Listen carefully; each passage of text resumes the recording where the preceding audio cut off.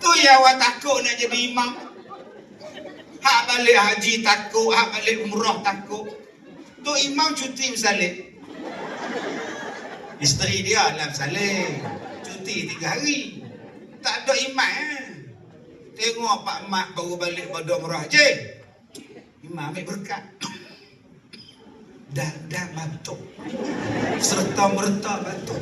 Padahal duk menyembang di luar ni cerita bab umrah. Kena tipu kan. Bila naik tolak jadi imam. Siapa nak jadi imam ni? Hak tu bila cerdik dia pegang mikrofon. Dia nak apa nak komat. Tengok Haji Dolok masuk. Imam je. Aku COVID lagi lah. Dia tuan-tuan, kita sempoi-sempoikan. Sempoi-sempoikan. Dan yang ketiganya infak, sedekah. Bulan Ramadan, bulan sedekah. Kalau tak sponsor buka puasa pun tak apa. Bagi kurma sudah. Sebiji kita bagi kurma tu dapat pahala. Jangan duk kira sebiji pula. Beli sekotak hari ni rumah kat stok sebiji, petang besok rumah Haji Manat pula sebiji. Oh ini teruk yang muning. Ustaz kata sebiji pun dapat pahala lah. Betul lah. Jangan duk kira kan. Tuan-tuan sponsor dekat tapak ni, malam besok kita buka puasa, ada orang kenduri bagi sedekah. Yang mari satu kampung 500 orang. Puasa je pahala.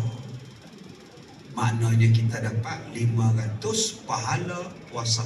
Percuma dapat. Dengan sebab kita sponsor orang buka puasa. Tanpa dikurangkan yang 500 itu. Jangan yang 500 itu tak makan pula. Jangan makan. Bagi pahala bagi dia. Ini pun buat al-bangang wal-bengong pula. Makanlah, pahala kita tak kurang. Tapi kita dapat, orang yang sedekah tu dapat semua banyak yang datang buka puasa. Kalau 500 orang. Kita 2 orang durian. Duduk dalam kereta, duduk tengok pukul 7.30. Ramai orang. Alhamdulillah bang, kita sponsor tu. Itulah 500 orang dapat pahala kat kita. Tu yang abang tak puasa hari ni. Puasa apa 500 dah dapat. Lagi sekali, al-bangang wal-bengong. Wallahu a'lam.